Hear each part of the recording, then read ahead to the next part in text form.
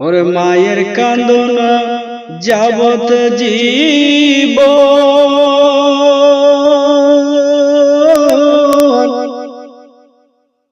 ওরে 2-4 মাস বোনের কান্দন রে, ওরে ঘরের পরি বাইরের কান্দন কয়েকদিন পর থাকে না।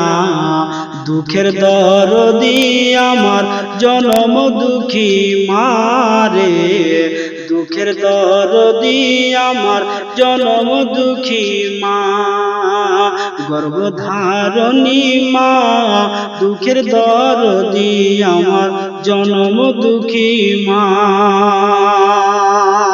আরে 10 মাস 10 দিন মায়ে গর্ভে দিল ঠাই, রক্ত মাংস খাইয়া মায়ের ভবে আইলাম ভাই। সুবহানাল্লাহ। আরে 10 মাস 10 দিন মায়ে গর্ভে দিল ঠাই, রক্ত মাংস খাইয়া মায়ের ভবে আইলাম ভাই। আরে ভূমিষ্ঠ হইয়া আমি উঠিলাম কান্দিয়া, শান্ত করিল মায়ের বুকের দুধ দিয়া। ওরে মায়ের ওই প্রসবের কালে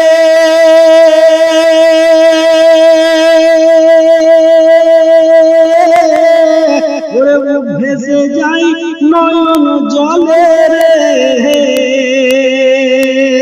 ওমা সন্তানেরই লইয়া কোলে, ওমা সন্তানেরই লইয়া কোলে, ভুলে প্রসব যন্ত্রণা, দুঃখের দরদি আমার জনম দুঃখী মারে, গর্ভধারণী মা, দুঃখের দরদি আমার জনম দুঃখী মা। জোরে হবে বাবা সুবহানাল্লাহ। আরে কত আমার পোহালো ভিজল গুহে মুতে, আমারে শুকনাই রাখিয়া মাই থাকে মোর ভিজাতে। মা জননী আপনার আমার রাত্রিবেলা হয়েছে বাবা, ওই মা জননী আপনার আমার জন্য বাবা সিনাকে বিছানা বানিয়ে দিয়েছে। হায়রে মা, যেই মা আপনার আমার জন্য রাত্রিবেলাতে যেন আপনার ভিজা জায়গায় শুয়ে থেকে গিয়েছে বাবা, আর সন্তানের কারণে এই সিনাকে আপনার বিছানা বানিয়ে দিয়েছে। কবি নিজের ভাষায় বলছে, আরে কত আমার রাত কাটিল ভিজল গুহে মুতে, আমারে শুকনাই রাখিয়া মাই থাকে মোর ভিজাতে। আরে কত আমার রাত কাটিল ভিজল গুহে মুতে, আমারে শুকনাই রাখিয়া মাই থাকে মোর ভিজাতে।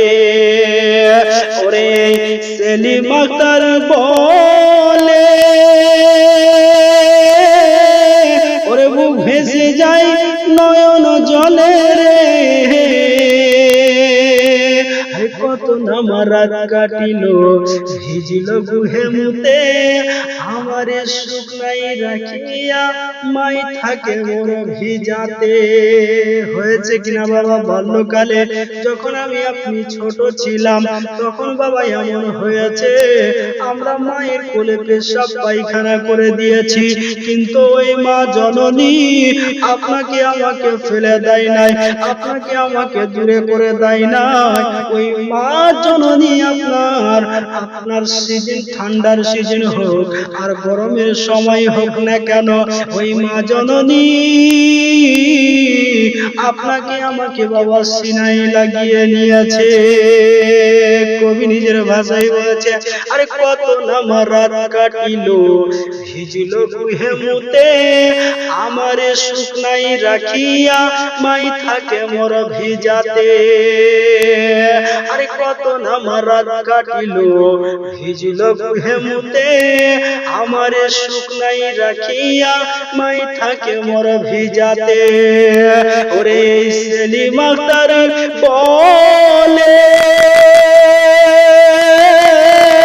ওরে জান্নাত মায়ের পায়ের তলে রে, ওরে তোরা দেখ বুখারী হাদিস খুলে করেছে নবী ঘোষণা, দুঃখের দরদি আমার জনম দুঃখী মারে, দুঃখের দরদি আমার জনম দুঃখী মা, গর্ভধারণী মা, দুঃখের দরদি আমার জনম দুঃখী মা।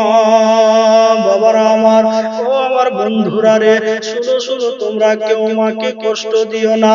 মা এমন একটা জিনিস বাবা, যদি মা নারাজ হয়ে যায় তবে আল্লাহ নারাজ হয়ে যাবে, আর আল্লাহ যদি নারাজ হয়ে যায় জীবনের ইবাদত গুলো বেকার হয়ে যাবে।